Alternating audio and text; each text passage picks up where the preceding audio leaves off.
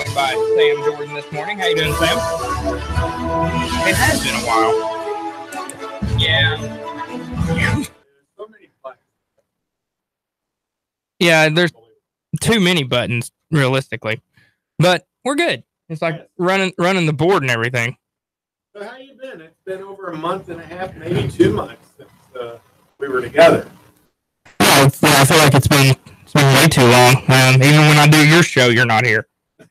Like Thursday. Thank you, Bob. You are very welcome. I'm happy to always help and do that for you. I don't think your mic's working. No, there's no sound for you, Sam. 1 2 1 2 1 2. Yeah, no sound for you, Sam. Well, let me come over and look. Sam's already broken the microphone this morning. Well, you can tell it's definitely Saturday. It's Sam's breaking things on the board. I think I got it there, didn't I? Try talking. Hello. You're still not got any sound, Sam. 1 2 1 2. All right. We go over to this microphone. How about that? You're not moving the needle, Sam. Okay, either mic. Wow.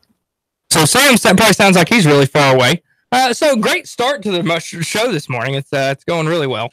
Well, pretty soon if we have to go to another mic, I'll have to sit in your lap, and we really don't want to do that. We just share one mic, and since kind of the way it looks like it might be going.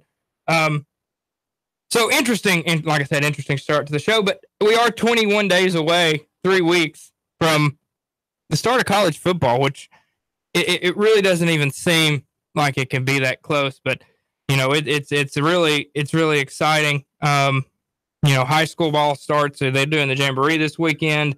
Last night there was quite a few games, and then tonight, if you're out and about, stop by Finley Stadium. There's going to be some good games as well. I know my alma mater has a couple of little games going on with, I know they play Signal Mountain. I mean, if you want to talk about that right now, I mean, we can. Caught some of the action last night. Notre Dame, wow. I'm just impressed.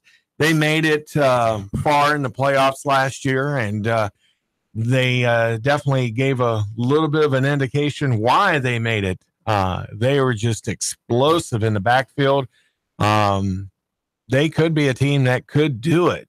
Yeah, they just looked really awesome. I think it's going to be a good indication for both teams next week, Thursday, when Keon and I are actually there with Notre Dame and Baylor.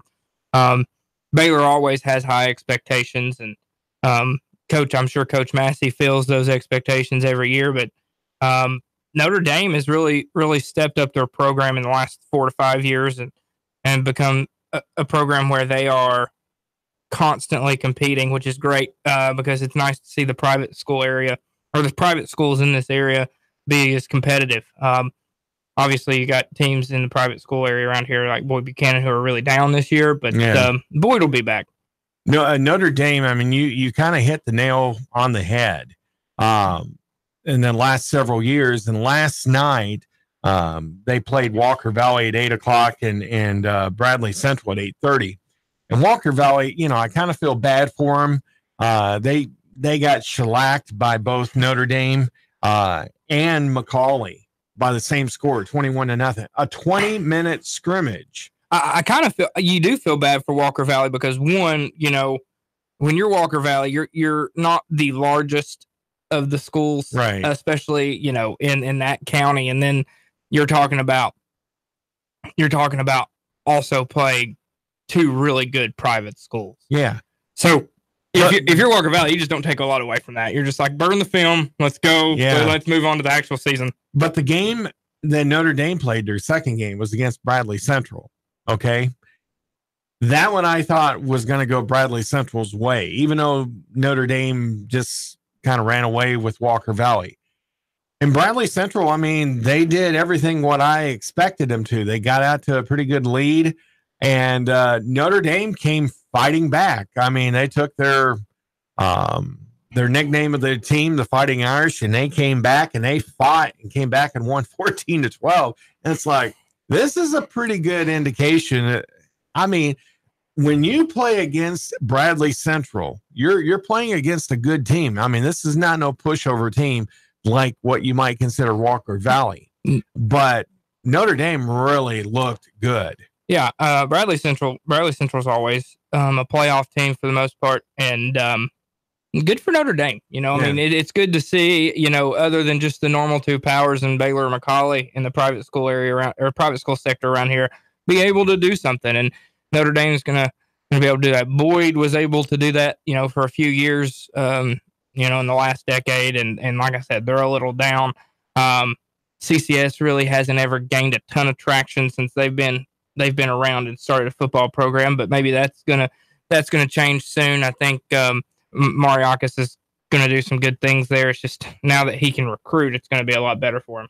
Yeah, I mean, there was a couple other games. Whoever did the scheduling of the games really did a good job because it kind of started out a little bit slow with CCS and Sale Creek, and then Hickson and CCS played each other.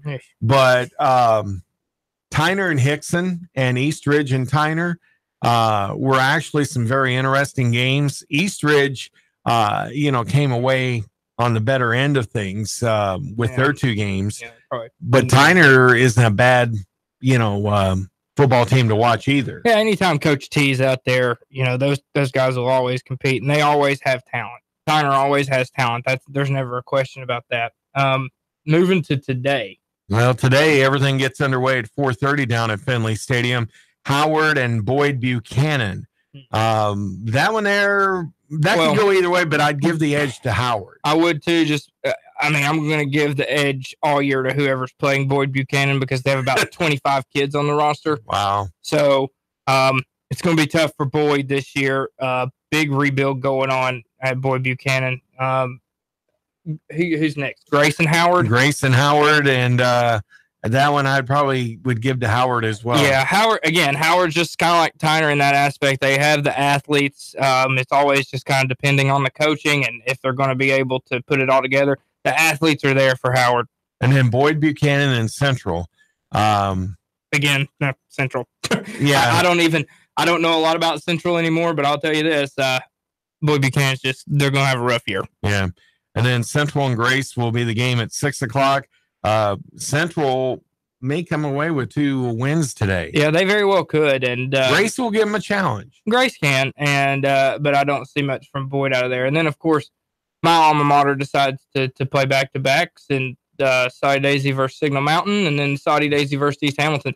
Saudi Daisy versus Signal Mountain is going to be interesting to see. I think that's going to be a tight game. I think it will too, and it's going to be good for both of those programs. Both programs trying to make playoff runs this year. Justin Barnes at Saudi Daisy needs to make a positive run this year. Signal's going to be up and coming. I think Signal's going to have a really good year.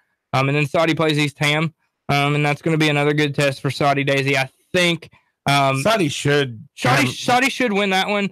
But Saudi goes into next week playing Red Bank, so you can't.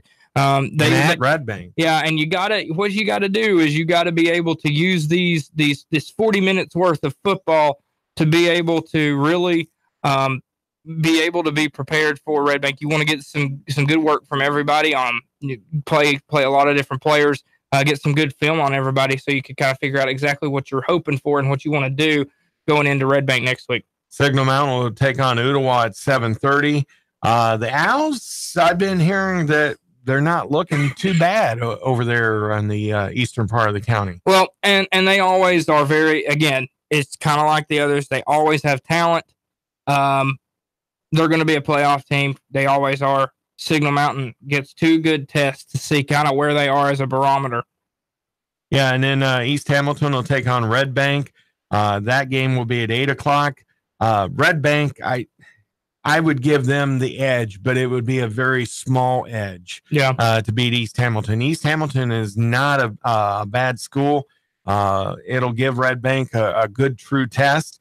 And then at 8:30, you got Ottawa and Brainerd. That there I'm a little iffy on, but I would probably say Ottawa. I would say Ottawa. Again, continue with with the theme I've said. Brainerd, another one of those teams, always has the talent. It's just whether or not they're coached up. And then you got Baylor and Brainerd at 9. Baylor, I just don't know what kind of a team to expect? From what I've heard and things like that, Baylor could have kind of a rough year this year. I don't think you're going to see it tonight. Okay. I think you'll see they'll be they'll be fine against Brainerd and then later against Red Bank. But in the type of league that they play, you might not see them do a whole lot this year, and it's kind of sad because Baylor's one of those powerhouses in the area, in the private school division across the state that always usually makes some noise. But I think Coach Massey's got a lot of pressure on him this year to be successful, and those Baylor alums don't like it when they lose to McCallie, and they haven't been beating them lately. And if you're judged by anything as a Baylor coach, it's can you beat McCallie? Yeah. And lately, that's not really been the case. And I remember I went to the Baylor-McCallie game last year, really excited about a great game, and McCallie just thrashed them. Yeah. At Baylor. Yeah. And, I mean, it could be the same thing this year at McCallie. Well, we'll find out. And then don't forget, next Thursday night, Baylor and Notre Dame right here on Nougat Radio 92.7 FM with the Erlanger Kickoff Classic. Really excited about that game. That will get underway around 7:30 or so. Central is going to be taking on Walker Valley at 6, and then we'll bring you the game at 7:30-ish or so. Probably closer to 8. Yeah. And hopefully the scoreboard will be back in working order there at Finley Stadium. Thursday, I was over there for the women's soccer game to announce, and scoreboard was pretty much dismantled except for the frame, and it was kind of real neat. I mean, I know this may bore some people, but looking at the inner sanctums of a scoreboard, especially the size of the one at Finley, Coca-Cola here in Chattanooga stepped up, and they are providing a very gorgeous video scoreboard that's going to put UTC up there in the upper echelon. I know the game has to be played on the field, but when you go to look at that scoreboard and you see all the really nice, neat graphics and stuff, you got to have a good scoreboard, video board. It's always important. Perception is important, and I think it's going to be it's a huge step in that, especially in the FCS level.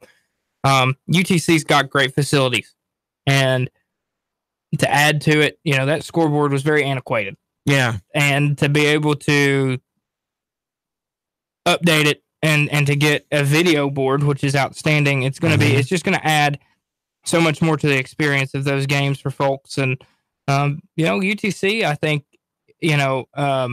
Tom Arth and company, they want to have kind of a bounce back year. And I think they can. And, hopefully that new scoreboard will be kind of indicative of the way they play. I was noticing, an interview that, our news partner, News 12 now, Rick Nyman, his sports team, did the other night on UTC and how their workouts have been going and stuff. They're really talking huge about this running back that they've got. That even when they did separate interviews with some of the other key players on the mock squad, they always referred to this running back that could be another Terrell Owens as far as speed goes. From the backfield. I didn't catch his name offhand, but it was but to remember it offhand, because when you get to be my age, you forget things. But it's they're really thinking that the running game is going to be something explosive. Well, and that's exciting because that was part of where they lacked a lot last year. And he's a JUCO transfer too, and those are always big, especially in the FCS level, to be able to get those JUCO guys. One, they're usually pretty experienced because those JUCO guys usually started somewhere else, right? For the most part, a lot of guys don't go to JUCO right away. They start out at a Power 5 school and then either get in trouble or grades or something like that. They get a second chance, go to junior college for a year or two, get their grades up, stay out of trouble. And then they either go back to another Power 5 school, or some of them decide to go lower at an FCS level, and then they'll go dominate. And so, it's good. I'm a big fan of the show Last Chance U on Netflix, and to be able to see what those junior college coaches do. First off, guys like Buddy Stevens and Coach Brown, the two coaches that are highlighted in the 3 different seasons of Last Chance U. Is that Eastern Mississippi? Yeah, East Mississippi Community College in Scuba, Mississippi. Yeah. And then Independence Community College in Independence, Kansas. Yeah. I'm actually rewatching this. I'm on the 2nd season again right now with Buddy Stevens. The first season last year. It's so good, man. Yeah. And they're on season 3 that just came out in July, and they moved to Independence, Kansas. I think they're going to do Independence for 2 years and then move on there from So you'll see another Independence documentary come out next year on this season that they're having now, that they're about to start. And it's really cool to see those kids go from these like big college towns to the middle of nowhere to go play. I mean, East Mississippi Community College was definitely in the middle of nowhere. I mean, it's Scuba, Mississippi, and if you've not watched the show, Scuba, Mississippi has about 700 people as the population, and about 650 of it is the school. Yeah, and then the thing is, they have this beautiful 5,000 seat stadium, right, that gets filled up every Saturday night. Right. So it's so cool to see, I mean, you talk about guys that have played at these places. If you look at Independence out in Kansas, that's a little bit bigger town. I think there's about 10,000 people just in outside Independence. Of KC. Yeah. And Independence, the thing with Independence, there was actually a player on there, Emmett Gooden, defensive tackle, who actually is now starting this season on Tennessee's roster. And Emmett Gooden was a commitment to Tennessee under Butch Jones for 2 years, couldn't get into school and due to grades, and finally got cleared and is on the roster now after 2 years at Independence, and he is really good. He was one of the featured athletes on the show. He makes some stupid plays a lot of times. He gets a lot of penalties, but Emmett Gooden going to be joining Tennessee's roster. And then obviously, if you go back from Scuba days, DeAndre Johnson, quarterback, who's now the quarterback at the FAU with Lane Kiffin, along with John Franklin III, also at FAU with Lane Kiffin. Not trying to sound sexist when I make this next comment, by far. And that's always good when you preface that. Why can't there be hot-looking counselors like what there is? Brittany Wagner? Oh, man. Yeah, she left, right? She left East Mississippi after the 2nd season of Last Chance U, and she lives in Birmingham now. They did like a follow-up thing on Scuba. I watched that too, and they followed Brittany Wagner really well, and she lives in Birmingham now, and she's a public speaker and stuff like that. Well, I could see that. She's really, really cool person. Yeah. She really cares about those kids. Well, I mean, that it job showed has during to the be show. Stressful. Yeah, and trying to make sure that you get these student athletes to get their grades up so they can get out of a town called Scuba. And it's really yeah, exactly. And it's really unfair to these kids because, a lot of times, especially at the high school level, they are allowed to just kind of skirt by. Right. And it was just because they're good at football. And that's not fair to the kids. And so they get to the next level and they struggle. And it's because of that. Because for the most part in college athletics, those professors don't care if you're a football player or not. You're just another number. And I remember when I was at UT, Derek Dooley was the head coach at the time, and I had a class with multiple players, and Tyler Bray, the quarterback, was one of them. And Derek Dooley would come every day to make sure Tyler Bray was there. And if he wasn't, I remember there was one day he wasn't. Derek Dooley walked out, and this was a small class. Like, this wasn't one of those big 400 people lecture hall classes. This was it was Tyler's like sophomore or junior year, so it was a smaller class. And I remember Tyler wasn't there one day. And Dooley walked in, he saw he wasn't there, and he slammed the door on his way out. And I was like, uh-oh. I was like, Tyler's about to get in trouble. But, those coaches, that's what I think people don't understand about being a college coach, is that you do have to, you're not just a coach. You're kind of a babysitter a lot of times with these kids, and you have to make sure they go to class. And a lot of them didn't have the best father figure, and now they did. Their coach is it. Here's one of the things, and I can relate to this because I've been a athletic administrator on the public school level up in Pennsylvania back in the 90s. A lot of the teachers, in high school, not all, but I'd say quite a few, will give their best effort to make sure that you are learning the material and stuff, because they don't want to see you fall through the cracks. But you got some boneheads out there that just like moving right along. Sometimes you'll get administration that will say, all right, you need to start working a little bit more with the student so that they can prepare for the next level. But you got some that just don't care, and depending on the home situation, they don't care either. Yeah. Well, we'll be right back after the short break. We're going to talk a little bit of Tennessee football. We're going to break down the 2018 schedule, see where they're going, see what's possible for Tennessee in 2018. This is the Breakfast Traffic, news, and information. Nuga Radio. Digital FM 95.3 HD4 and 92.7 FM. 3, 2, 1. Chatta, Nuga Radio.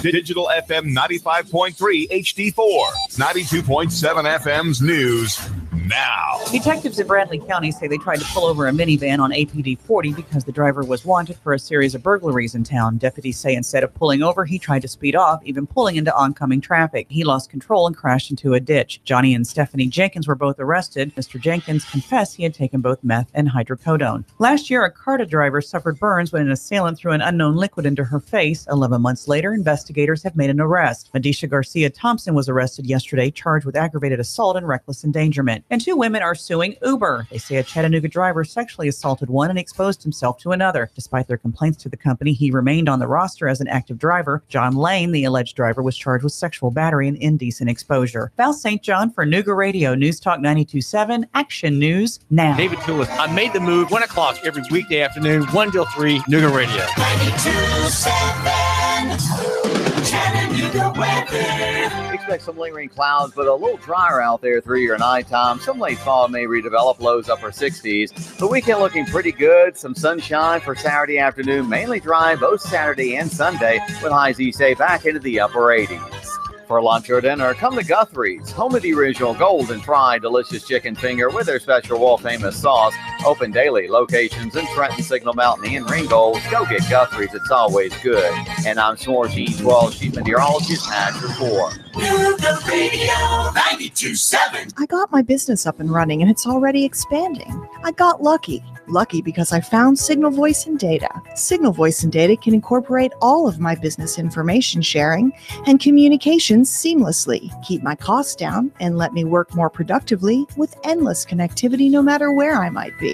That's called working smart, not hard. Go to signalvoicetn.com and bring the future of communication to your business today. signalvoicetn.com. I live, work, and play in Chattanooga, the scenic city. But when it comes to my next car, truck, or SUV, I'm Alabama bound. Fort Payne, Alabama, and Landers McClarty Ford. Big city selection of new and pre-owned vehicles with the small town price and friendly service. Now, I'm not knocking my hometown, but when it comes to my next ride, I only go to Landers McClarty Ford of Fort Payne. Their selection is huge. But if I can't find what I want, they'll find it for me with the same low price, same great service, and only a short drive away. And I can go online to look around before I leave the house. Got that next dream ride in your head yet? Yeah, you do. Get a head start at LandersMcClartyFord of FortPayne.com. Don't just dream it, find it at LandersMcClartyFord of FortPayne.com. That's right, Landers McClarty Ford of Fort Payne, Alabama. Nuga Radio. Roar into Talladega. Hello? Who am I speaking with? Eric, You're our winner. really? You'll receive tickets for all 3 races between the Camping World Truck Series, Xfinity Series, and the Monster Energy Cup races. Holy cow. In addition, you'll receive a 2-night stay at the Microtel Hotel and restaurant accommodations at 2 area restaurants. Nuga Radio. Roar into Talladega, Nuga Radio. 92.7. your NASCAR racing station. Nuga Radio 92.7 FM. Nuga Radio 92.7. Do you hear that? That, my friend, is not what you're thinking.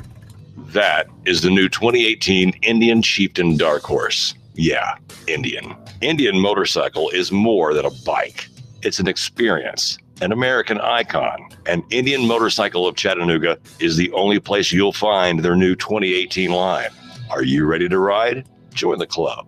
Go to Indian Motorcycle of Chattanooga. Just look for the sign, 153 and Amnicola. Indian Motorcycle, the true American original. Call 423-875-3600 if you're looking to expand your professional look of your business. Then consider the vast opportunities that are available when you locate your office with the Raines Group family. Remember, it's location, location, location. And the Raines Group has the location for your professional office. Check out the spaces for lease at Executive Business Park on the Lee Highway. Small or large, we will build to suit your needs with the Raines Group. Call 423-875-3600 for the business professionals with the Raines Group. Chattanooga Paint and Decorating would like to remind you it's so hot out there. And guess what? Your deck is taking a beating. It's probably starting to show wear. If you're hosting friends, get your deck entertainment ready with a fresh coat of stain and protect it from heat, sun, and rain with a quality sealant. If you want to get to work, Chattanooga Paint and Decorating want to help you. For exterior paint, stains, sealants, and supplies, stop by Chattanooga Paint and Decorating today on Hickson Pike across from Valvoline or online at ChattanoogaPaint.com.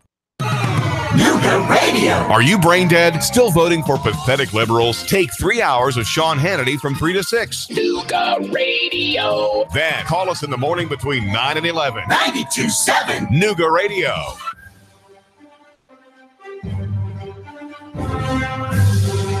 Welcome back to the Breakfast with Nick McHugh, Sam Jordan. Hello, is my microphone working now? Yeah, your microphone's outstanding. This is great. We got the technical difficulties out of the way during the first break. And since we wired the place, we figured we could figure it out. Well, you know, since you just sometimes just got to turn the volume up. Yeah, it does. But like I said before the break, we're gonna dive into college football. We first segment we broke down some high school ball and then talked a little bit about some JUCO guys and some UTC stuff. But I want to go ahead and move into college football. We're going to talk a lot about Tennessee, but I want to start with the coaches poll that came out last week, or about almost 2 weeks ago. And the reason I want to kind of break this down a little bit is because, one, I don't ever understand these early season polls. First off, Sam, I don't get why we do them, because you don't know anything about these teams really, except for what they did last year. Right. Which always makes sense why the defending national champion is ranked number 1, Alabama. Number 1, obviously, they obtained 61 first place votes. That's a lot of votes. But like I've said in my show, this poll was done prior to Urban Meyer's debacle. I mean, like 2 days before. Yeah. Yeah. And that's a whole nother. And that also explains why Ohio State got picked 3rd. Yeah. Well, Ohio State talent wise and in the conference that they're in, they should be 3rd. But now without who's number 4 on there? Georgia. Yeah, and that's what I don't get. I don't think Ohio State is that much better than Georgia. I realize we're in the Southeast, but you know, I'm coming in this summation stating, you know, I've seen Ohio State for the last 30 years. Yeah. I've seen them every year that they played Penn State, whether in Columbus or at University Park. I think they're good, but I don't think they're better than Georgia. Well, and here's the problem with Georgia. And it's because they lost so much, especially on the defensive side of the football. Georgia's got a lot of replacements to do. Now, obviously, they have the best recruiting class in the country, which that helps, but those guys are freshmen. And, you know, that is a problem a lot of times. So it's going to be interesting to see if Georgia can live up to the hype, because, and this is maybe a Mark Richt thing, but when they are hyped up to do really well, they usually don't. Yeah, but what am I missing here with the number 2 team? Clemson.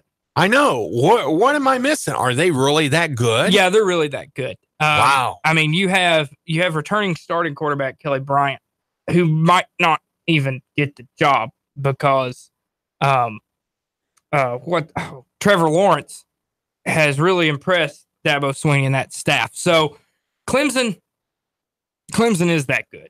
And well, again, it's the ACC too, and the ACC's down right now. Florida State's not Florida State because, you know, you're in the middle of a coaching change. This is the first year coach Willie Taggart.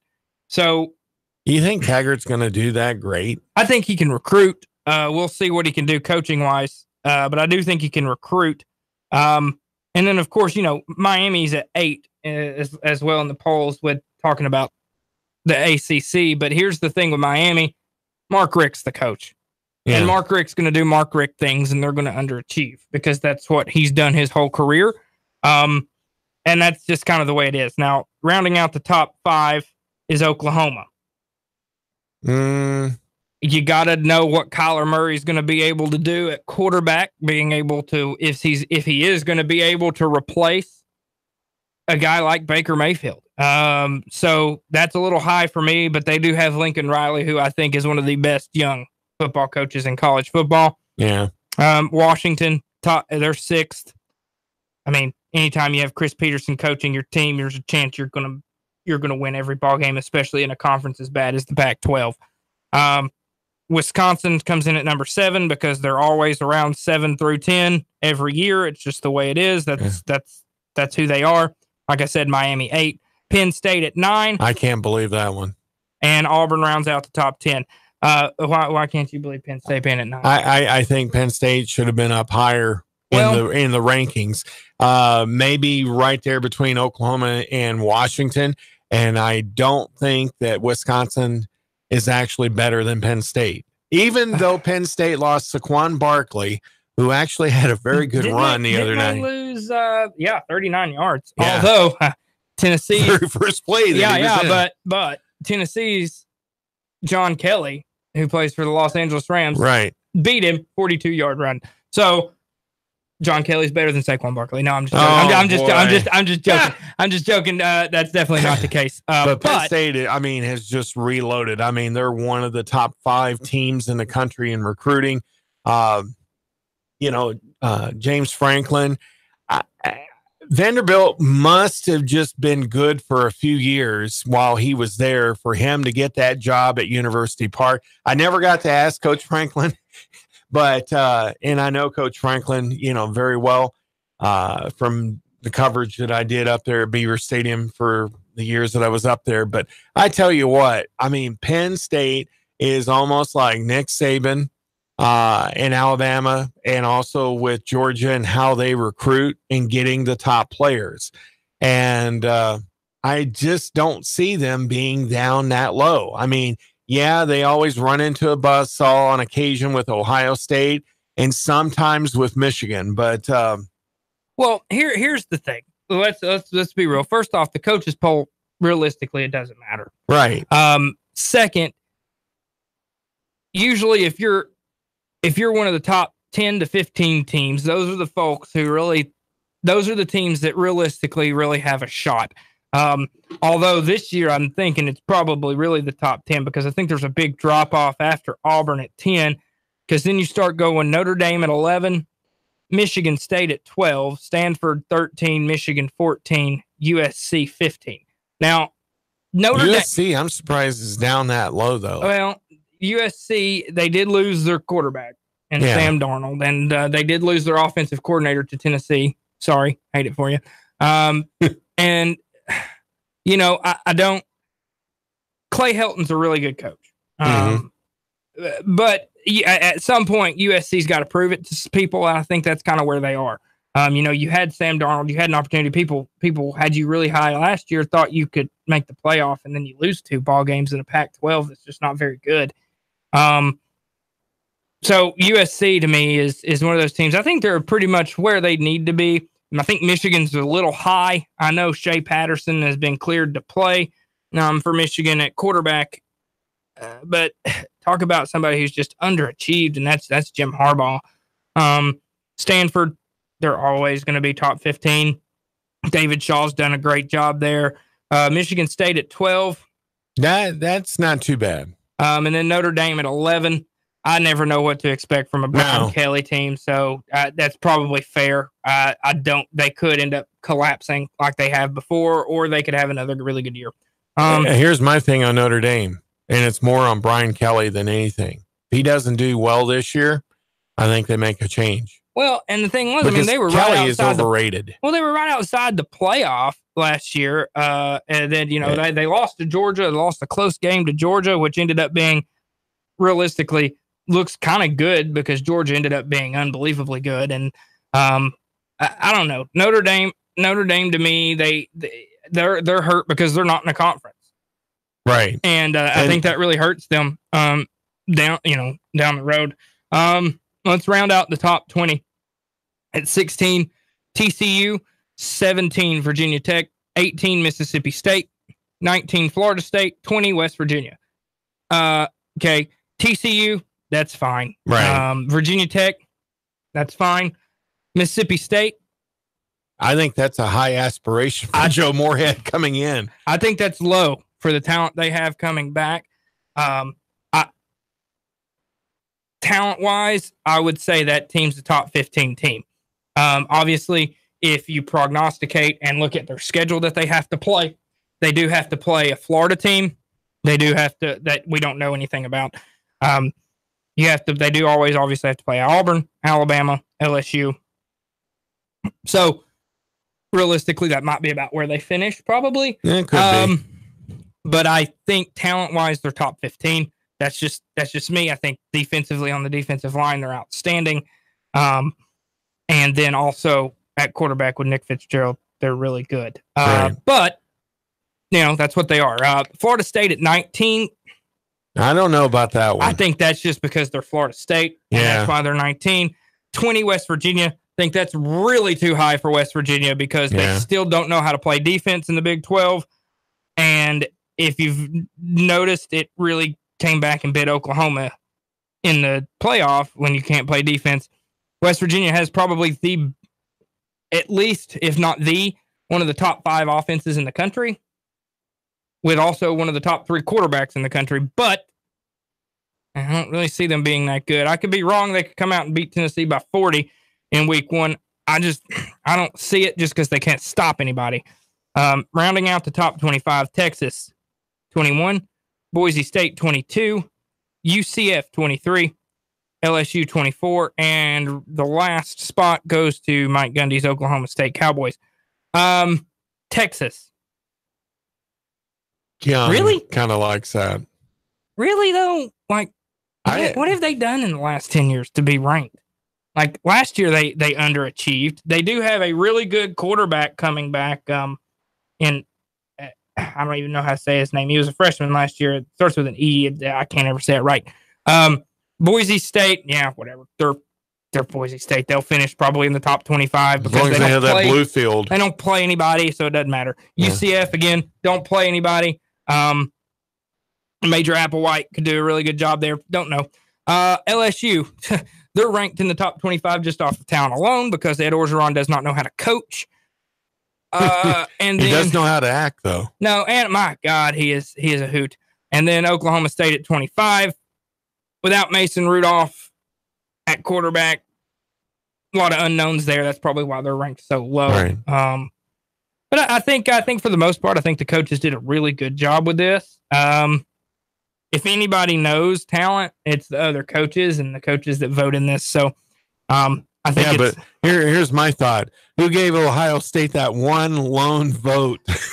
Probably Urban Meyer. Yeah, probably. But that was the last good thing he did before he got put on administrative leave. Yeah, and I think Ohio State, obviously, with that situation, if Urban Meyer ends up not being able to keep his job, then that's going to drop. They're not going to be able to keep it up if Urban Meyer's there. And that could be, honestly, the opening that Jim Harbaugh needs to be able to be successful, because realistically, Urban Meyer is the second best coach in college football. It's not even close. Yeah. You have Nick Saban and then Urban Meyer and then everybody else. Yeah. And, Urban Meyer, what he's been able to do at Ohio State when Jim Tressel kind of started towards the end of his run there, running that program into the ground. And now he's the president of Youngstown State University. Good for Jim Tressel. I like Jim Tressel. I really do. He's done. See, when I lived up in the Northeast, Youngstown State University was like maybe 15 minutes away from where had some of my stations. Aren't they like the Penguins or something? Yeah, they are. Yeah. They actually, their football team 2 years ago was in the national championship game. They played down in Texas and lost by, I think, a field goal or a touchdown. I'm trying to remember. It was the North Dakota State or South Dakota State. Probably North Dakota State. Yeah. And the Penguins, I mean, they had some really, really good players. And then a couple of them, their star players, they transferred out because they knew what was coming for the next season and went to a different program and bumped up to, FBS school. Yeah. And they didn't make the playoffs. They barely had a good winning record last year, but Bo Pelini, who is the coach at Youngstown State. Do you remember that name? Bo Pelini. From Nebraska? Yeah. So weird. Jim Tressel, bringing in his friends and stuff and getting them second chances like he got. But anyway, we want to encourage people to call in at 423-800-8949. That's 423-800-8949. I already have a couple comments there on Facebook Live. I saw the first one. The second one there. It's from us. Oh, it's from us? Okay. Yeah. You're responding. Okay. Yeah, I did. All right. You're proactive. All right. I was. I felt like I could, be nice to Calvin there for listening to the show. And then we're also on YouTube Live and, of course, at NugaRadio.com and on the TuneIn app as well. But and actually also, if you want to listen to the radio, 92.7 FM. Yeah, or 95.3 HD4. There you go. There you go. All right. I know you've been biting at the bit to talk about this. Yeah. We're going to go over and analyze the Tennessee schedule. Yep. Going to be probably the rest of the show. So if you don't like Tennessee, I'm sorry. Wow, that's a lot. Yeah. Yeah. So, but you were a little skeptical to think that Tennessee wasn't going to do that great, even though with Jeremy Pruitt. Mm-hmm. With me, I was saying right off the bat 7 or 8 victories. But now that we've kind of been able to analyze some of the other schools, I've actually changed my view on what I think Tennessee will end up doing. And we'll go over each of these. The Vols will start on September the 1st. They will be on the road at Charlotte, North Carolina at Bank of America, I think it is. Bank of America Field, Stadium, playing in that where the Panthers play. Yeah, that Belt Kickoff Classic against West Virginia. And before we get into the schedule too much, I just want to, and maybe I'm going to sound old school with this, but I absolutely hate these neutral site games. I think they're stupid. I would rather play a home series with West Virginia because, one, as a fan, as a season ticket holder, it would give me an opportunity to get to go to Morgantown and watch a game at West Virginia. That far. I know, that's what I'm saying. So instead of us playing these guys in Charlotte, which I'm not going to go to because, I don't want to go to Charlotte. 2, it's a 3:30 game. It's going to be hot. And I'm already got a 4 o'clock and a noon game the next 2 weeks in Knoxville where I'm going to be miserably hot. So, but you still pay the price. But yeah, exactly. But I'll sit at home and I'll watch the game. And I just wish that they would get rid of these neutral site games and we could go back to these home series where like a fan like me would be able to get an opportunity to go to another college stadium. And I really want to go to Morgantown, but chances of me going there when Tennessee's not playing are slim to none. But you know why they do these games? Money. Well, yeah, it's the root of all evil. And, when you have a pro team like the Panthers, you're trying to fill dates, because you only have so many dates that you can do. And unless you have concerts, outdoor concerts, they're at the stadiums. It's just like if you go up to Nashville to Bridgestone Arena or Nissan Stadium, you got the same deal. I mean, you look at Bridgestone where the Preds play. It's like they've got concerts going on like a couple of them a week. Besides hockey. I get that. But here's my point. If you really want to help these colleges out, which I know they don't. I mean, they get a small percentage. But I get that. But if you had could you imagine, like, for instance, go back to last year when Georgia went to Notre Dame. Yeah. Georgia fans took over the city of Chicago for a weekend, and that was great for the city of Chicago. You're talking Friday night, they went to the Cubs game. Saturday, they went to, obviously, they made the venture over to South Bend, Indiana, and watched the game over there. And if you watched that game, there were a ton of Georgia fans because who wouldn't want to go watch your team play in South Bend? That's so cool. And then Sunday, they all stayed and they made just a weekend out of it and went to the Bears game. So it's better for these towns to be able to do things like that. And think about Knoxville and Morgantown, college towns that don't have those big cities around them. You're talking about all that revenue that's going to come into the town itself and to the college just because people are going to come to these games. And instead we do these where let's go play in Charlotte, let's go play in Atlanta. Those cities don't need that revenue. Right.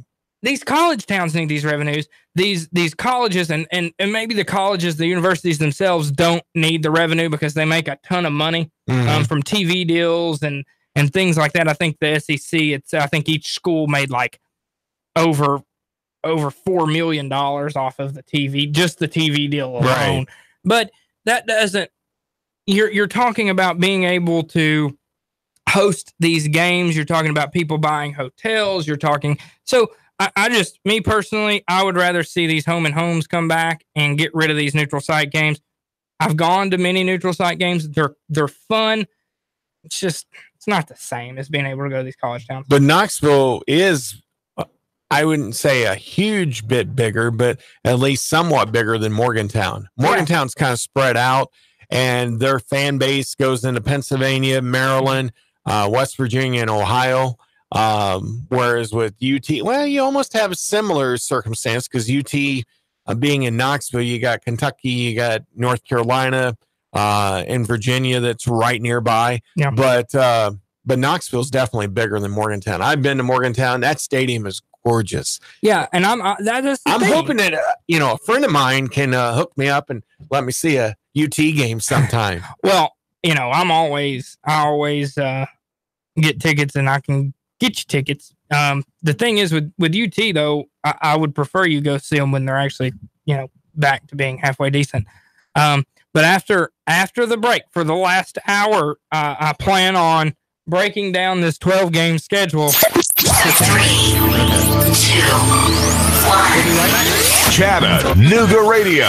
Digital FM 95.3 HD4. 92.7 FM's news now. Detectives in Bradley County say they tried to pull over a minivan on APD 40 because the driver was wanted for a series of burglaries in town. Deputies say instead of pulling over, he tried to speed off, even pulling into oncoming traffic. He lost control and crashed into a ditch. Johnny and Stephanie Jenkins were both arrested. Mr. Jenkins confessed he had taken both meth and hydrocodone. Last year, a CARTA driver suffered burns when an assailant threw an unknown liquid into her face. 11 months later, investigators have made an arrest. Medisha Garcia Thompson was arrested yesterday, charged with aggravated assault and reckless endangerment. And 2 women are suing Uber. They say a Chattanooga driver sexually assaulted one and exposed himself to another. Despite their complaints to the company, he remained on the roster as an active driver. John Lane, the alleged driver, was charged with sexual battery and indecent exposure. Val St. John for Nooga Radio, News Talk 92.7, Action News Now. David Tillis, I made the move 1 o'clock every weekday afternoon, 1 till 3, Nooga Radio. 92.7 Chattanooga weather.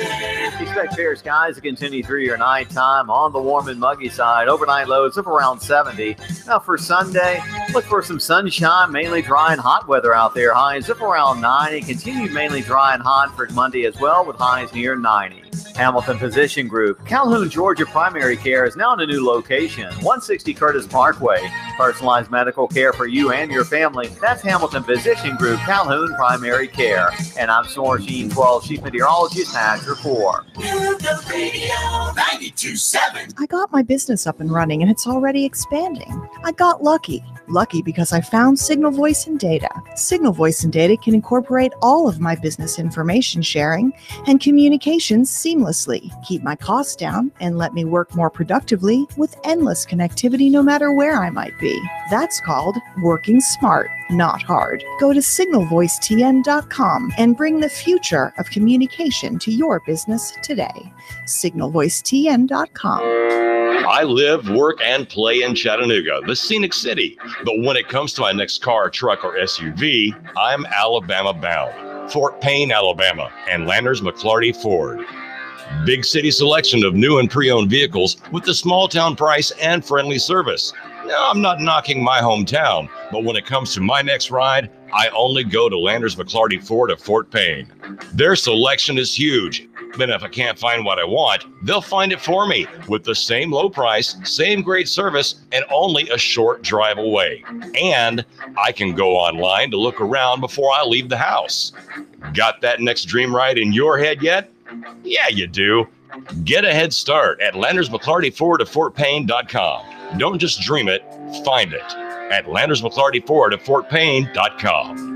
That's right, Landers McClarty Ford of Fort Payne, Alabama.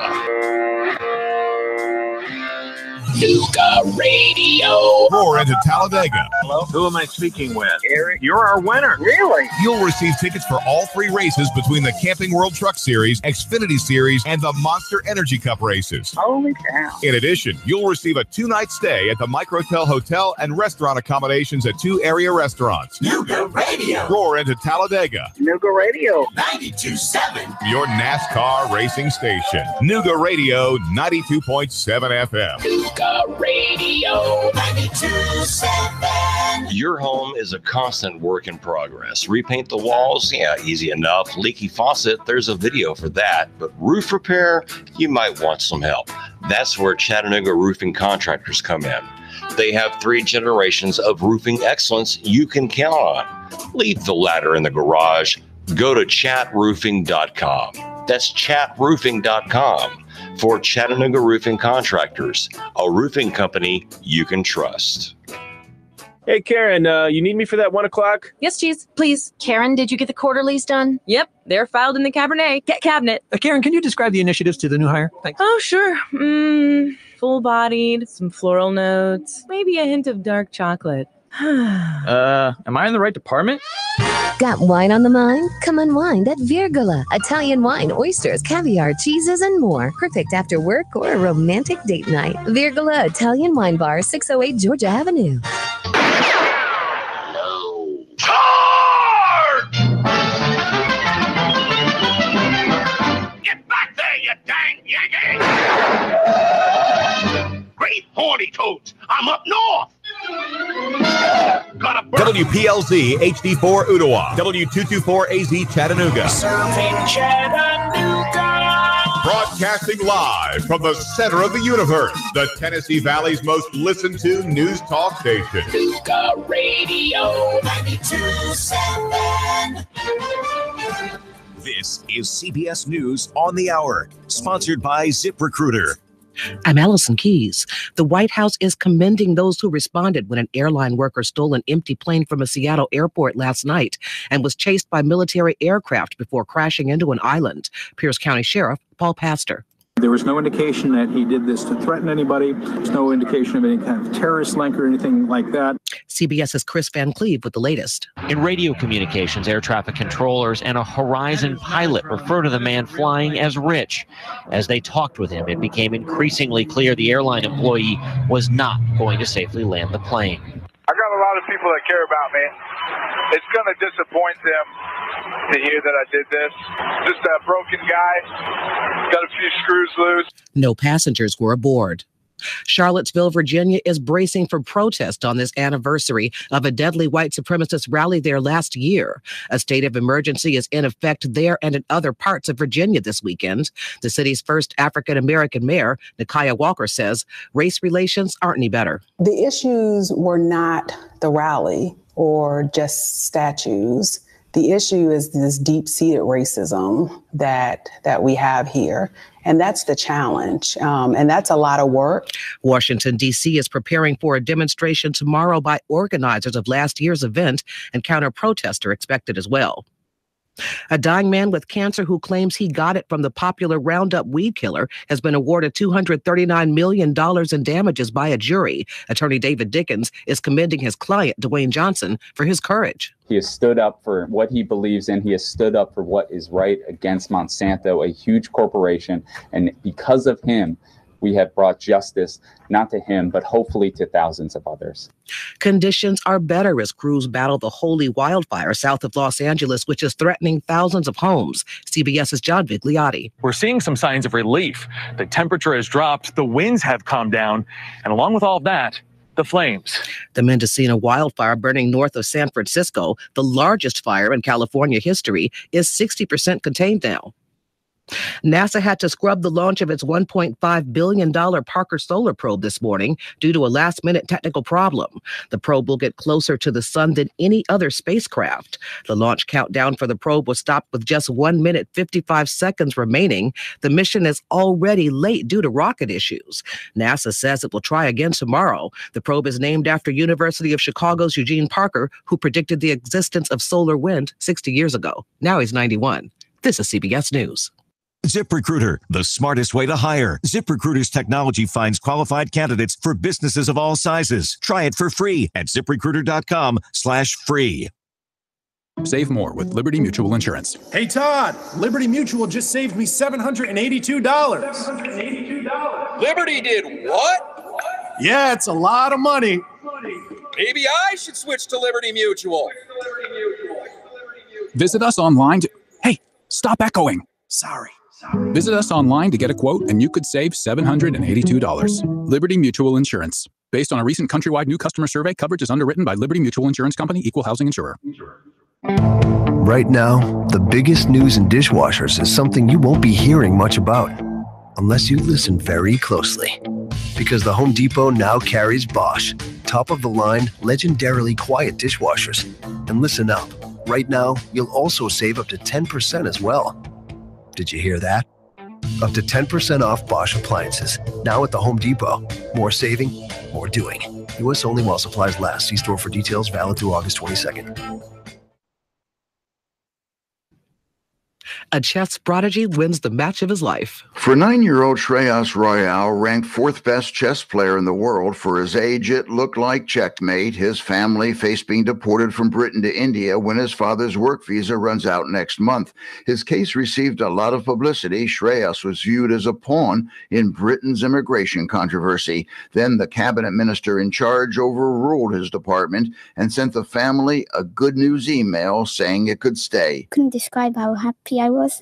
I started jumping on the sofa and dancing on the floor. Larry Miller, CBS News, London. President Trump says he may be at his New Jersey golf club this month, but it's not a vacation. Mr. Trump has been mixing golf rounds with meetings and dinners and says it wasn't his idea to leave Washington. He's blaming renovations at the White House. That project was approved years ago. Allison Keyes, CBS News. 3, 2, 1. Chattanooga Radio. Digital FM 95.3 HD4. 92.7 FM's news now. Police believe that Anthony Broome, the man who's already accused in a shooting on O'Neill Street, shot another man on June the 15th. Mr. Shandar Weaver was shot and killed. Broome is charged with criminal homicide, felony reckless endangerment, among other charges. Police say there could be more charges pressed against Broome in the near future. TVA opened up touring of the Raccoon Mountain Pumped Storage Facility for the first time since September the 11th, 2001. Reports say the tours are about the same as they were before, but with much higher security. Authorities in Walker County are warning of a potential prowler on the loose. A woman called 911 to report to authorities that she saw a man standing on her back porch watching her as she prepared breakfast. The woman said the man was tall and shirtless. Walker County Sheriff's Office believes he may be a frequent morning jogger. If you have any info, call the cops. Russell Stroud, Chattanooga Radio News Talk 92.7 Action News now. Chattanooga Morning News with Russ and Val. Weekdays from 6 to 9 a.m. on Nooga Radio. 92.7 FM. Chattanooga weather. Expect fair skies to continue through your nighttime on the warm and muggy side. Overnight lows of around 70. Now for Sunday, look for some sunshine, mainly dry and hot weather out there. Highs of around 90. Continue mainly dry and hot for Monday as well, with highs near 90. Hamilton Physician Group. Calhoun, Georgia Primary Care is now in a new location, 160 Curtis Parkway. Personalized medical care for you and your family. That's Hamilton Physician Group, Calhoun Primary Care. And I'm Soren Sheen, 12 Chief Meteorologist, Azure 4. Nooga Radio 92.7. 927. We just started a family and we're already planning for the future. Michael Levy has helped pave the way to keep our financial future on track. He's local, he knows us, and cares about what's important to us. Don't put your future on hold. Call Michael Levy, 779-7755. Diamonds, diamonds, diamonds. At Rick Davis Gold and Diamonds, Rick is buying and selling a woman's best friend, diamonds. Stop in now and check out the wide selection from Chattanooga's premier jeweler, Rick Davis Gold and Diamonds, 5301 Brainerd Road in Chattanooga. Before you buy, let Rick Davis Gold and Diamonds create that special gift for you. Diamonds, diamonds, diamonds. At Rick Davis Gold and Diamonds, 5301 Brainerd Road in Chattanooga. Nuga Radio 92.7.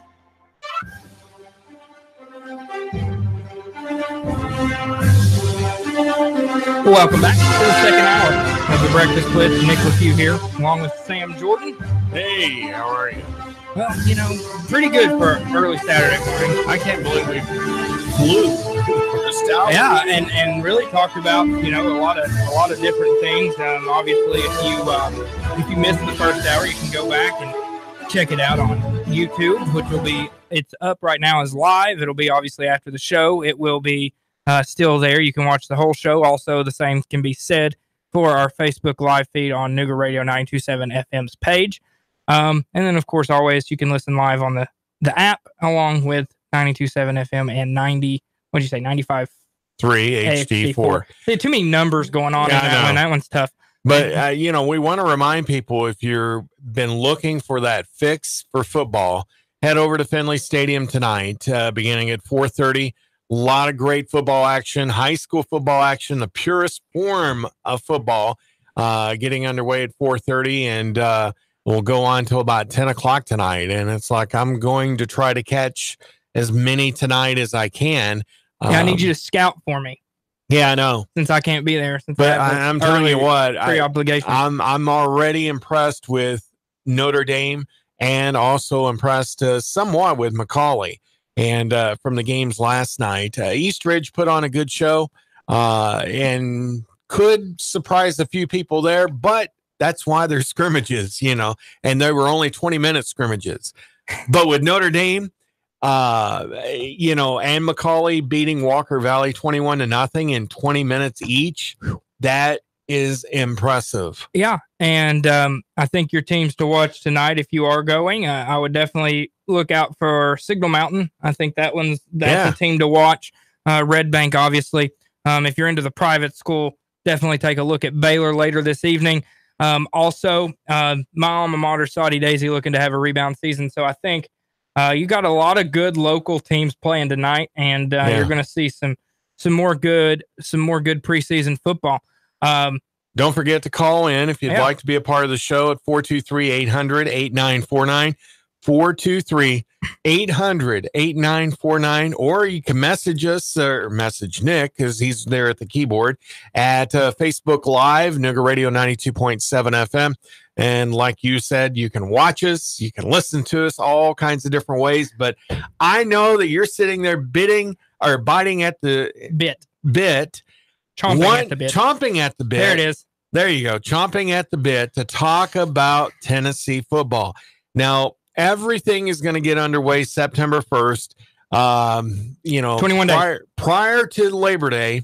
And it's like, but you don't want to go to Charlotte.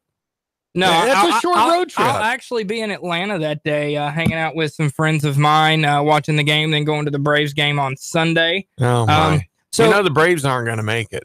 Hey, we're a half game back right now, or what, something like that. After a big win last night, 10-1 over the Brewers. Ooh.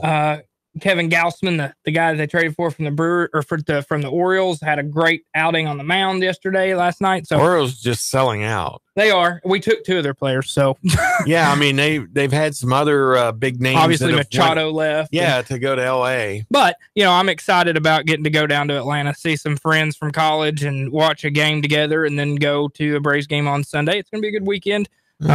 Pretty pumped for that. But West Virginia, week 1. So the Mountaineers. I obviously have gone back and forth on this one, and here's kind of my breakdown. And September is going to be this sounds obvious, but September is going to be very important for Tennessee on their ability to make a bowl game. And even if they want to exceed just the 6 wins, I think it's very important to try to win 3 of these games in the month of September. That being said, West Virginia to me is a team that is overrated. Anything we've learned from Dana Holgerson's tenure at West Virginia is they always have really good offense and can't play a lick of defense. I mean, this team, I'm pretty sure, gave up like 40 points to Kansas last year. They did beat them, but this is the same team that's ranked 20th in the country according to the coaches poll and went 7-6 last year. Yeah. I understand Will Greer's really good, and I know that their receiving core is supposed to be top notch. I don't see it. The line right now is 9.5. West Virginia favored to win. Seems a little high to me. But it's been going up, so people are clearly betting on West Virginia. This could be a major letdown game. It can, and I think obviously all the pressure is on West Virginia. You have an opportunity to really compete in the Big 12 this year. I don't know. I don't know what I would say about this game. I'm going to say this. I am right as of right now, 3 weeks away. I am going to pick Tennessee to win this ball game. I think Tennessee can. Here's the way Tennessee wins this game. Tennessee wins this game by being able to run the football and keep West Virginia's offense off the field. They say all the time the best offense is a good defense. Well, I think in this game it's going to be the exact opposite. I think the best defense for Tennessee is going to be a very methodical offense. If I'm Tennessee, my game plan right now, if I'm Jeremy Pruitt, is I have 3 backs that can run the football at this level in Ty Chandler, Madre London, and Jeremy Banks. I am going to rotate and just feed the horses because West Virginia's front 7 cannot tackle. They're small. And if Tennessee's offensive line, with the re-addition of Trey Smith, the addition of Brandon Kennedy, who is impressing in fall camp, along with the fact that there are others, Drew Richmond at the other tackle. If you have 3 or 4 pretty good offensive linemen, you can hide 1 or 2. I think Tennessee's going to be able to run the football. And as long as Tennessee doesn't get down early, Tennessee's going to win that football game. So I think, I'll agree with you, and that doesn't always happen. The Tennessee should win this game. West Virginia, I feel, is very overrated. Tennessee's just got too many strong horses. And I think we're going to be seeing a lot of this recruiting class that, for this upcoming season, get an opportunity to really shine and filling in some big holes that Tennessee, experienced last season. There was no reason whatsoever why Tennessee finished 4-8. No reason. There was one reason. Well, and he's no longer there. But what I think is going to be the interesting scenario going into that game at Charlotte is who is going to get the nod, Christ or Garetano. I think Garetano deserves it. Chris, he was a starter at Stanford. Okay, we're talking a Pac-10 school or Pac-12 school or whatever they are now. However many teams they have. Yeah, I think they have 14. But I think they're still got 12, actually. I think it is Pac-12 still. But I think Garetano, because he has been there from the start, he's not transferring in. I think he ought to get the nod in that first game. Make no questions, no doubts about it. Let Garetano take control of taking the reps. If he gets into a situation, and has a bad game, yeah, all right, let Chris come in and show him how it's done. But then maybe open the question marks up, is Chris going to be the better quarterback than Garetano? But that first game, make it Garetano's game, and let's move on. I do think you'll see both quarterbacks in that game. I'll say this for that game. I think Chris may be the better option. And here's why. And that's just because Chris is a game manager. He is an Alabama-style quarterback where he's not going to turn the ball over. He's not going to push the ball down the field like Garantano can. However, he's not going to turn the ball over. And that's very important against this West Virginia team. So I think you're going to see both of them, but I think Chris, for that game at least, might be the guy. And obviously, we're gonna break down the next few games too, or all of them, but next few, that's where you're going to be able to really determine who your quarterback's going to be when you're able to get them both a lot of reps against two lesser opponents in the next two games. But would you agree with me that Pruitt ought to just get it out of the way and say it's Garetano's? Not if it's not clear. If Garantano is heads and shoulders above Chris, then yeah, sure. If Chris is head and shoulders above Garantano, sure. If it's close, no, play them both. That's the one thing that I hate about coaches.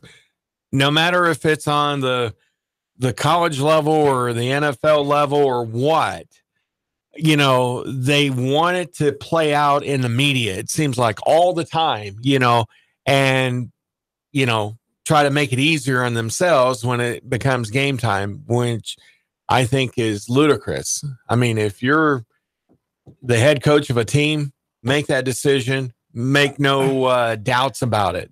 I agree to an extent. However, in this situation is just so it's realistically, you have to worry about more than just that game. It's a fragile situation, especially with Garantano.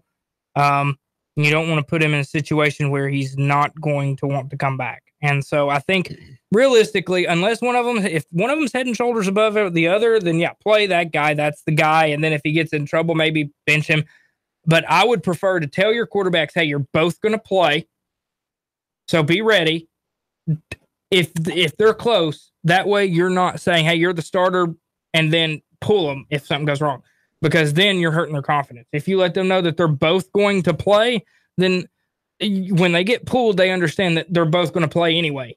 So the confidence level for either one of those guys is probably not going to go down, because realistically, you're probably going to need them both this season anyway. All right. And granted, you've got coaching experience in football than what I do. I'm just an armchair quarterback or coach. But the thing is, looking at it from a perspective that I have, don't you think it makes more sense to where your receivers can get you, or your backs, your running backs, or your tailbacks can get that feel? Because not every quarterback is going to be the same on how they approach their game management. Yes. I do agree with that. However, I think that with the way that they're able to practice, you get 15 practices in the fall before game week, and you get 5 on game week. If you're not able to work and split the reps to where those guys can get a rhythm down together, then you might have a problem at wide receiver. And I don't think Tennessee does. I don't think Marquez Callaway, Jawan Jennings, Brandon Johnson, I don't think those guys are going to have any issues working with either guy. I really don't. I still think it's going to end up being Garantano's job. I just think it's really hard for Chris to come in and only have 15 practices to learn the offense. So realistically, I think Garantano's going to be the guy. But if Chris's style is similar to what Pruitt has had to work with down in Tuscaloosa, it shouldn't be much of an issue at all. No, and it's going to depend on how different the verbiage is. A lot of times that's where the problems occur. Is, he's coming from David Shaw, who coaches at Stanford, and now a Tyson Helton, who was with his brother Clay Helton at USC. So if the verbiage is going to be different and things like that. So I think that's a big question mark. But again, I think the most important thing is you get through that first game, one, with both of them being healthy, 2, maybe with a win, and then you're able to make the decision a lot easier the next 2 weeks when you're in Knoxville against ETSU and UTEP. Now, obviously, we're not going to spend a lot of time talking about those two games because that's right. I mean, all right. So before we move on to those games, who are you picking? West Virginia, Tennessee? I'm going with Tennessee. As of right now, I will go Tennessee. Okay. All right. So 1-0 after September 1st. Which I think will surprise a lot of people. No, 100% it will. I even said off air when we were during the break here that, Tennessee will probably get an honorable mention, in the poll if they beat West Virginia. No, they should. I mean, if you beat a top 20 team in the first game that you weren't supposed to have a chance to win, then yeah, I think you should. Then, like I said, we'll move to these next two real quick. ETSU. Okay, Randy Sanders coming back to the University of Tennessee, played at Tennessee, coached offensive coordinator under Philip Fulmer for a long time, quarterbacks coach when David Cutcliffe was there. Randy Sanders, the head coach at ETSU. So it's going to be an emotional day for him. It's going to be fun. I'm happy to see Randy get an opportunity to be a head coach. That being said, Tennessee probably wins by 5 touchdowns. Okay. So that one's a wash. I have a feeling you're going to pick Tennessee in that one. Oh yeah. Okay. Yeah. So then we move on that's a common sense one. Then we move on to it goes from FCS to FBS against UTEP. However, UTEP is really bad at football. They are good at basketball. Tennessee, again, I say another five touchdown win. Pad those stats for your two quarterbacks. Tennessee moves into the fourth Saturday in September. But before you go there, I mean, other than that West Virginia game, what you said, about letting both of them play, the East Tennessee State and the UTEP game, I think by the time that we get through those two games, those Patsy games that should be slam dunk wins, that's where Pruitt really needs to come out and make that decision on who is going to be his number one. Yeah, I think by Florida, you do have your number one. Yeah. I think that's obvious. And I think, too, and this is important to talk about as well, I think, and I talked about it on your show a little bit Thursday, was it Thursday? Thursday. Yeah, sorry. Losing my days. You're not that old. I know. It's scary. It's scary. It's going to be important, too, not just at the quarterback battle, but in the defensive backfield as well. Are those young guys going into Florida in Alontae Taylor and Bryce Thompson going to be able to cement themselves as starters as freshmen at corner, which I think could very well be the case going into Florida. This is going to be a game to where Tennessee could win, but they could also lose in the fact, like you just said, secondary is going to have to play a crucial role in this game because Florida and Dan Mullen, they will take it long if they need to, and they'll probably do it quite often. Yeah, except I don't think they have anybody to throw it. Here's the thing with Florida. I think Florida is a lot more winnable for Tennessee than West Virginia is. Oh, yeah. However, there is a mental block for Tennessee for whatever reason against Florida. But that's been an ongoing thing for the last 1,300 years. 13 years. Tennessee's lost 12 of the last 13 to the University of Florida. This one to me, here's where I see. Here's what I see. Florida's got they're really good on the defensive side of the football, which does not bode well for Tennessee because Tennessee's offense could be atrocious. Florida also, I do not think is very good on the offensive side of the football. They have some depth at running back. They're in the same situation as Tennessee in the fact that they don't know who their quarterback's going to be. But I think Tennessee, talent-wise and experience-wise, has the upper hand in the quarterback battle between Tennessee and Florida because I think Killer Chris and Jarrett Garantano are ahead at this point of guys like Felipe Franks, Kyle Trask, and Emory Jones. Emory Jones, obviously a freshman. So by game 4, you're talking about Florida playing a Kentucky team. They are playing them in Gainesville, but a Florida team that could get upset by Kentucky. And here's another big thing. Dan Mullen has something else on his mind going after that Tennessee game. The next week, they play Mississippi State in Starkville. So Dan Mullen might be looking ahead a little bit I can't believe I'm going to do this, but I think Tennessee wins that game. And I think Tennessee starts 4-0 before they go into the stretch of games that are death row for any team in the country. That when you play 3 top 10 teams in a row, that's tough. And so if Tennessee can, and I think they can, and right now I think they will, start 4-0, you're sitting very good. Hopefully, again, all this is going on Tennessee staying healthy through those first 4 games. Oh, yeah. If Tennessee stays healthy, I think they win the first 4 and go to the last week of September. Now, your opinion on Florida, what do you think? Well, here's what I'm going to say about this. I think this is going to be a bruiser of a game.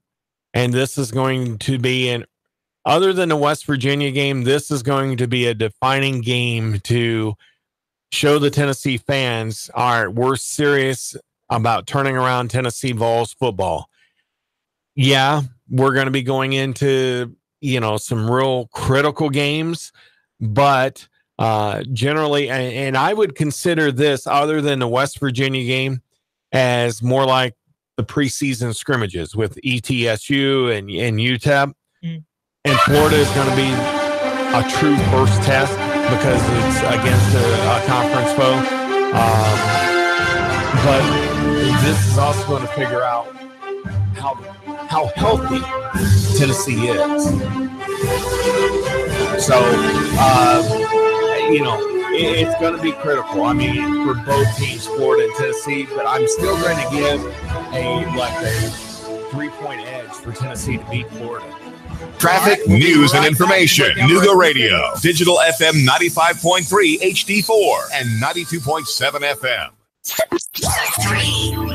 2, 1. Chattanooga Radio. Digital FM 95.3 HD4. 92.7 FM's news now. Detectives in Bradley County say they tried to pull over a minivan on APD 40 because the driver was wanted for a series of burglaries in town. Deputies say instead of pulling over, he tried to speed off, even pulling into oncoming traffic. He lost control and crashed into a ditch. Johnny and Stephanie Jenkins were both arrested. Mr. Jenkins confessed he had taken both meth and hydrocodone. Last year, a CARTA driver suffered burns when an assailant threw an unknown liquid into her face. 11 months later, investigators have made an arrest. Medisha Garcia Thompson was arrested yesterday, charged with aggravated assault and reckless endangerment. And 2 women are suing Uber. They say a Chattanooga driver sexually assaulted one and exposed himself to another. Despite their complaints to the company, he remained on the roster as an active driver. John Lane, the alleged driver, was charged with sexual battery and indecent exposure. Val St. John for Nuga Radio, News Talk 92.7, Action News Now. David Toulis, I made the move 1 o'clock every weekday afternoon, 1 till 3, Nuga Radio. 92.7. I got my business up and running and it's already expanding. I got lucky. Lucky because I found Signal Voice and Data. Signal Voice and Data can incorporate all of my business information sharing and communications seamlessly, keep my costs down, and let me work more productively with endless connectivity no matter where I might be. That's called working smart, not hard. Go to signalvoicetn.com and bring the future of communication to your business today. signalvoicetn.com. I live, work, and play in Chattanooga, the scenic city. But when it comes to my next car, truck, or SUV, I'm Alabama bound. Fort Payne, Alabama, and Landers McClarty Ford. Big city selection of new and pre-owned vehicles with the small town price and friendly service. Now, I'm not knocking my hometown, but when it comes to my next ride, I only go to Landers McClarty Ford of Fort Payne. Their selection is huge. Then if I can't find what I want, they'll find it for me with the same low price, same great service, and only a short drive away. And I can go online to look around before I leave the house. Got that next dream ride in your head yet? Yeah, you do. Get a head start at Landers McClarty Ford of FortPayne.com. Don't just dream it, find it at Landers McClarty Ford of FortPayne.com. That's right, Landers McClarty Ford of Fort Payne, Alabama. Nuga Radio. Roar into Talladega. Hello? Who am I speaking with? Eric, you're our winner. Really? You'll receive tickets for all 3 races between the Camping World Truck Series, Xfinity Series, and the Monster Energy Cup races. Holy cow. In addition, you'll receive a 2-night stay at the Microtel Hotel and restaurant accommodations at 2 area restaurants. Nuga Radio. Roar into Talladega. Nuga Radio. 92.7. Your NASCAR racing station. Nuga Radio 92.7 FM. Nuga Radio. 92.7. Do you hear that? That, my friend, is not what you're thinking. That is the new 2018 Indian Chieftain Dark Horse. Yeah, Indian. Indian motorcycle is more than a bike. It's an experience, an American icon. And Indian Motorcycle of Chattanooga is the only place you'll find their new 2018 line. Are you ready to ride? Join the club. Go to Indian Motorcycle of Chattanooga. Just look for the sign, 153 and Atlacola. Indian Motorcycle, the true American original. Call 423-875-3600 if you're looking to expand your professional look of your business. Then consider the vast opportunities that are available when you locate your office with the Raines Group family. Remember, it's location, location, location, and the Raines Group has the location for your professional office. Check out the spaces for lease at Executive Business Park on the Lee Highway. Small or large, we will build to suit your needs with the Raines Group. Call 423-875-3600 for the business professionals with the Raines Group. Chattanooga Paint and Decorating would like to remind you it's so hot out there. And guess what? Your deck is taking a beating. It's probably starting to show wear. If you're hosting friends, get your deck entertainment ready with a fresh coat of stain and protect it from heat, sun, and rain with a quality sealant. If you want to get to work, Chattanooga Paint and Decorating want to help you. For exterior paint, stains, sealants, and supplies, stop by Chattanooga Paint and Decorating today on Hicks and Pike across from Valvoline or online at ChattanoogaPaint.com. Nuga Radio. Are you brain dead? Still voting for pathetic liberals? Take 3 hours of Sean Hannity from 3 to 6. Nuga Radio. Then call us in the morning between 9 and 11. 92.7. Nuga Radio. Chattanooga weather. After some patchy morning fog, looking good for your Saturday with lots of afternoon sunshine. Drier for a while as well. Highs upper 80s tonight. Fair but muggy. Low 70 to 72. For Sunday and Monday, continue mainly dry and hot with highs both days near 90. Tired of the pressures and hassles of car shopping? Come see what more people are making the short drive to Jackson Chevrolet Buick GMC in Lafayette or online at jacksongm.com. That's Jackson Chevy Buick GMC in Lafayette. And I'm Sourcine 12 Chief Meteorologist Patrick Ford. Nuga Radio 92.7.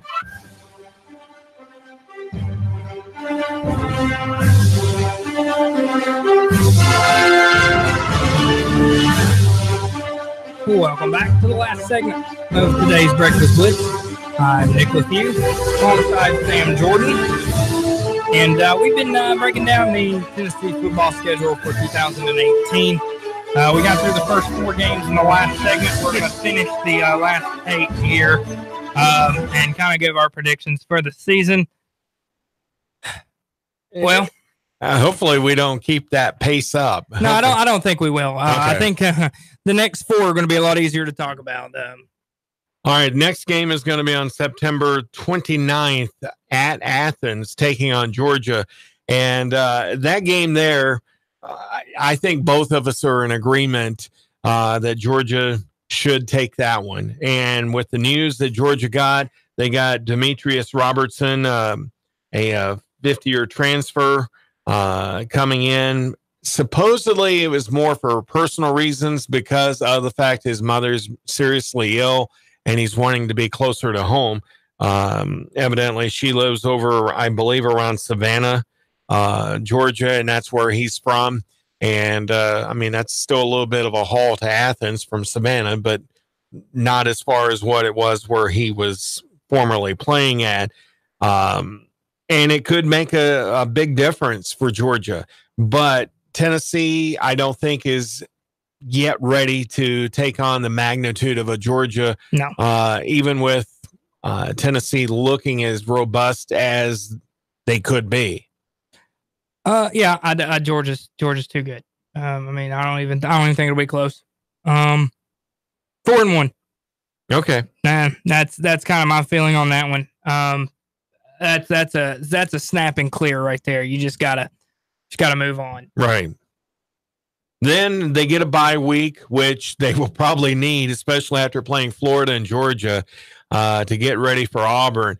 I don't know if that bye week is in the right place or not, because, having two good teams like that, back to back, one at home, one and on the road, and then they're back on the road again after that bye week on October 11th at Auburn. Auburn, I haven't really looked at Auburn that much here in the last several weeks, but Auburn has just traditionally had Tennessee's number. Yeah. I mean, it's just one of those things. I don't know who schedules the games in the SEC. Some idiot. But, I'm not trying to take a phrase that Fox uses, fair and balanced. But this definitely is not fair and balanced. I don't care if there's a bye week in between Georgia and Auburn. It's like, why do you put three schools that are boom, boom, boom, explosive against a team that, is coming out of a season of 4-8? I just don't get that. I mean, if you had one of those teams in the month of September, one in October, and the other one in November, that probably wouldn't be so bad, because when you look at the tail end of the schedule for Tennessee, not that there are cream puffs in there, but there really isn't a solid team that's in there in that month of November whatsoever. But Auburn, yeah, that'll be loss number 2. I would say 4-2 at that point. 4-2. Maybe if that one was in Knoxville, I'd think Tennessee might have a chance. Right. But being on the plains down there, no, not happening. Jared Stidham's a really good quarterback. 4-2, Tennessee then will move to the third Saturday in October against Alabama. After a bye week. Only home game in October. After a bye week, though, so that's nice. Get some guys healthy, get back. Don't really think it's going to matter. I do think, though, just because of where, Jeremy Pruitt's pride, I think Tennessee keeps it closer than people think. I actually think this game of the stretch of those three might be the closest one.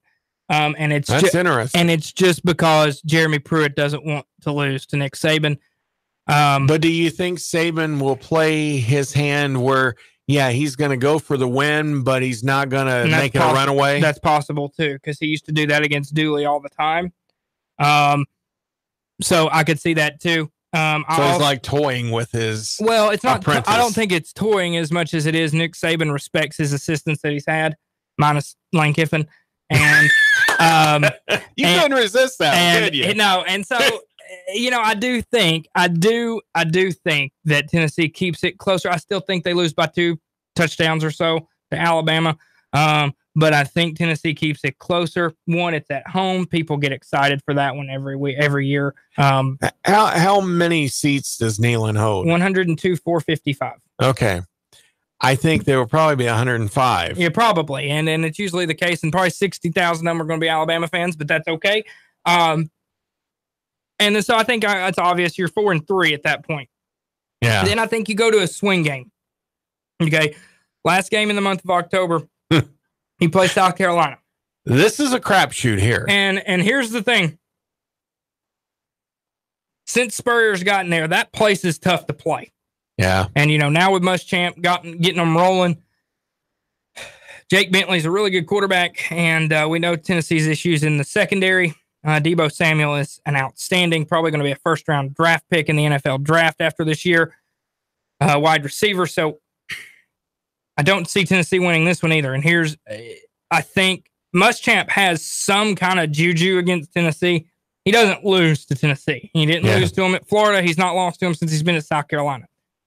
Could I see Tennessee winning this game? Yeah, I sure can. I really do. I can see it. I don't, though. I think South Carolina just this year especially is just too good. Tennessee is just a little bit behind with them right now. And I think Tennessee, if all goes the way I think, and they're 4-4 at the end of October, I think Jeremy Pruitt won't say it, but I think he's pretty happy with that. Even though they've lost 4 in a row after starting 4-0, I think you're pretty happy with that. Now, if he could steal one of those 4 in that tough stretch, then yeah, you're looking at being really happy with where you are. I don't see it though. I think Tennessee loses to South Carolina. I don't think it's because Will Muschamp is a better coach necessarily than Jeremy Pruitt. I think it's just because South Carolina has more guys right now. I think going into that South Carolina game on the road, I think Tennessee will be 4-3. And I think because I'm picking Alabama to beat Tennessee, I think this will be a game where Jeremy Pruitt and the Vols want to make a statement that, yeah, they may have lost to one of the best teams in the country. Or 3 of the best teams in the country. Well, that may be true too. But here's where I think Pruitt and the Vols will come back and say, all right, we may be down 3 games in a row, but we're not going to make it 4. And I predict that they will beat South Carolina on the road in Columbia. So I'm at 4-4. You're at 5-3 going into the month of November. Yes. And that first game is on November the 3rd at home, which we have 3 games in a row up at Neyland. First against Charlotte, as I said, on the 3rd. That's homecoming. And that is homecoming. That usually is a game where it's a pretty easy one. Not necessarily. I mean, UNC Charlotte, as we've affectionately known it, now they've just went Charlotte. Like Chattanooga's the 49ers. It's like, I don't know much about them, but it doesn't matter. It doesn't matter. Here's what I think. Like I said, I think Tennessee's going to be 4-4 going into November. This is an opportunity right here for Tennessee and Jeremy Pruitt to cleanse their palate. Yeah. And fix it. So Tennessee, I think your goal in October, if you're Tennessee, is to come out of October healthy. If you're able to do that, November is very winnable. Yeah. And so Charlotte, again, palate cleanser, fix the problems, work on some things, use it like a 6th practice for the week, and then you go on from there. Charlotte, big win for Tennessee. I'd say probably 4 to 5 touchdowns again on that win. Tennessee moves to 5-4 with 3 games left to become bowl eligible. Okay. Then they're at home again against Kentucky. The Wildcats are a wild card.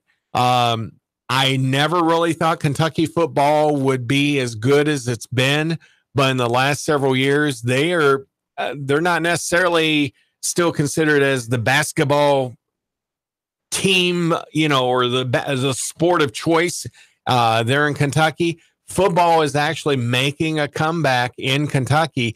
But I'm going to give Tennessee a 1 touchdown favorite on that because you just don't know what team is going to show up when they get off the plane or off the bus there in Knoxville. And Kentucky could pull off a big upset here. I agree. I really do. I do think this, though. You're being too easy. But here's what I think, too. Okay.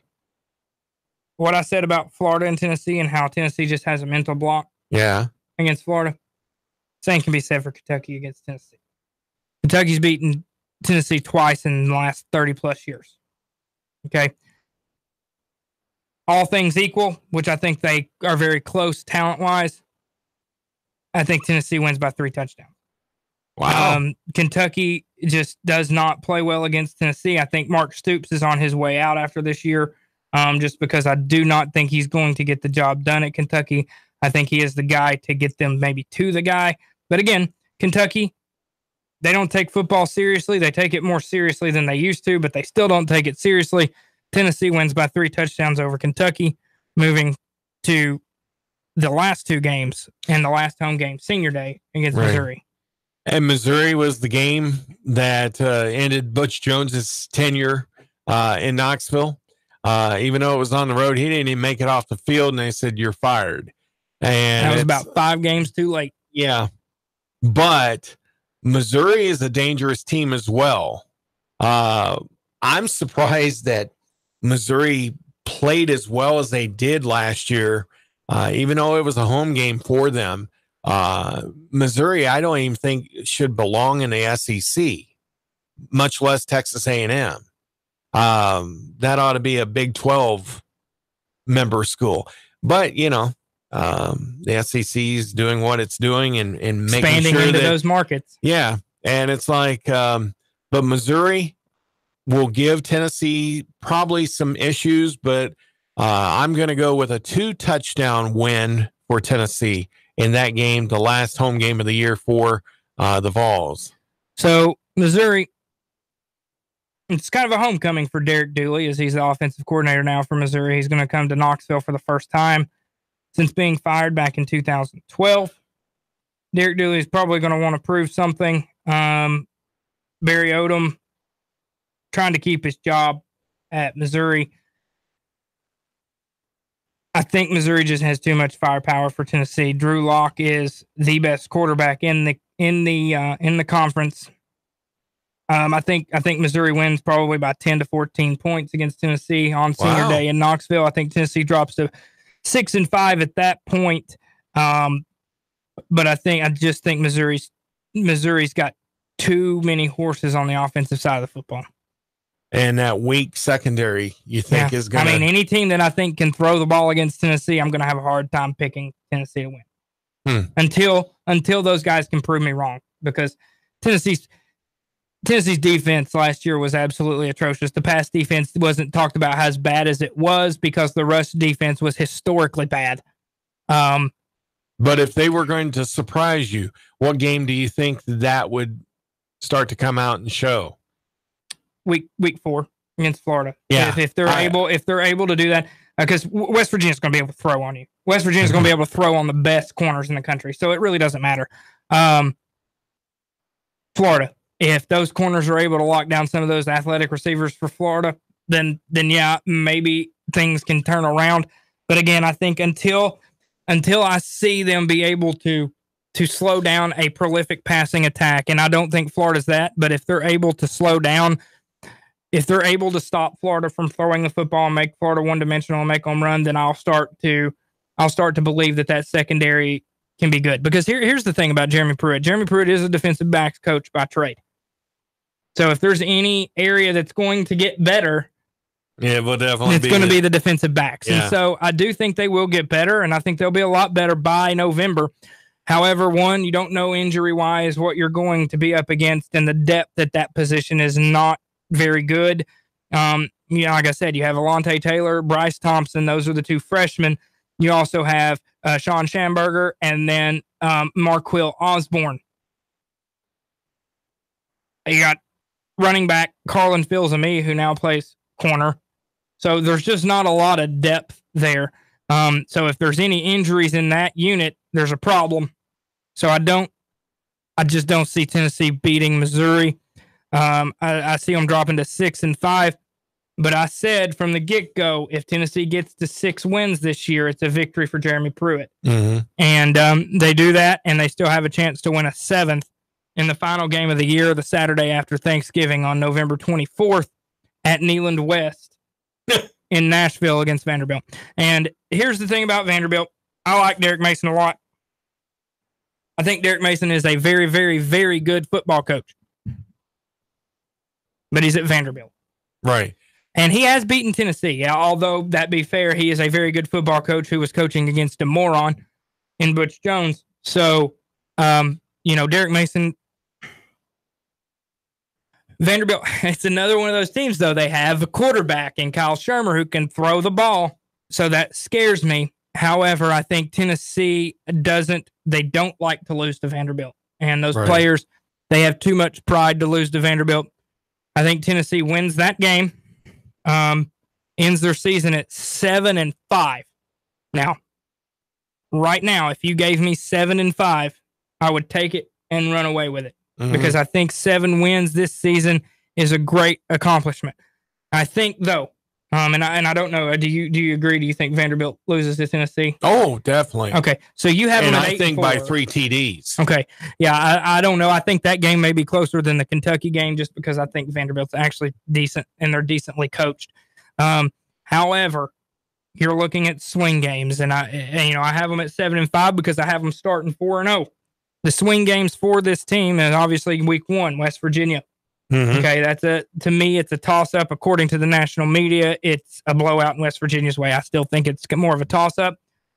Florida, definitely a toss-up in my opinion. I think South Carolina, not necessarily a toss-up, but I do think it's a game Tennessee can win. And also Missouri, a game Tennessee can win. Now, the games that I think that I picked Tennessee to lose or to win, and I think they can lose, Florida, I think they can lose that one because Tennessee likes to lose to Florida. I think Tennessee can lose to Kentucky. I think Tennessee can lose to Missouri. Mm-hmm. I think they're going to lose to Missouri, and I think Tennessee can lose to Vanderbilt. So, I mean, you're sitting, and it all depends. November, when November hits, it all depends on how healthy you are and who's the healthiest. Oh, yeah, most definitely. And if Tennessee is able to be healthy in November, I think they can run that gauntlet and go 4-0 in November. If they're not healthy, they could very easily go 2-2 or 1-3 in that month. I don't think it's going to get that bad. I think Tennessee does make a bowl game. Yeah.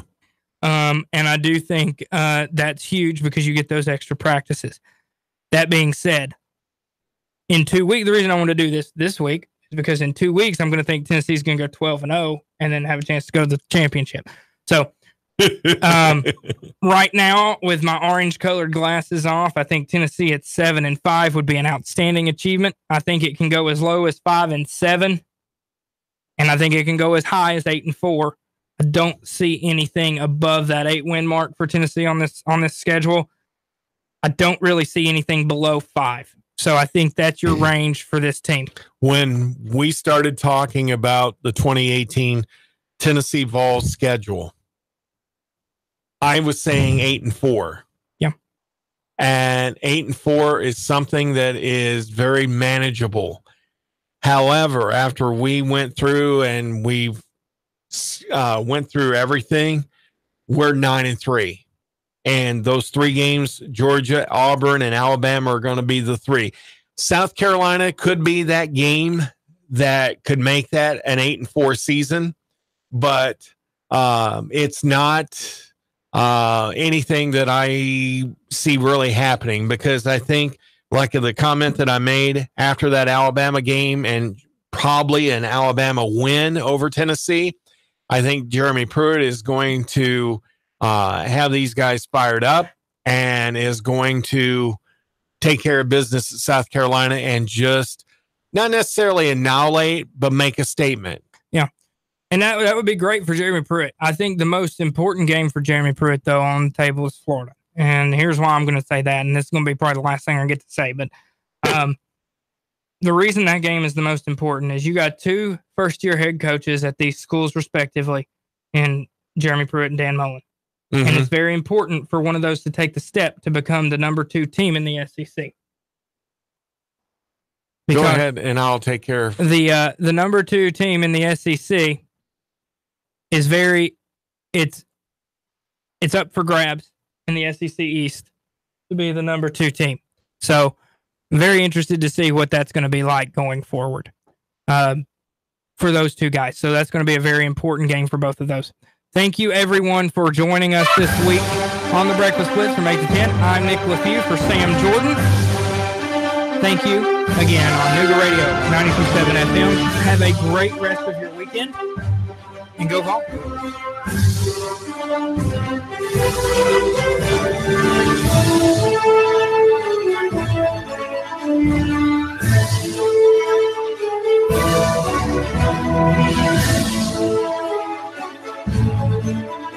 Traffic, news, and information. Nougat Radio. Digital FM 95.3 HD4 and 92.7 FM.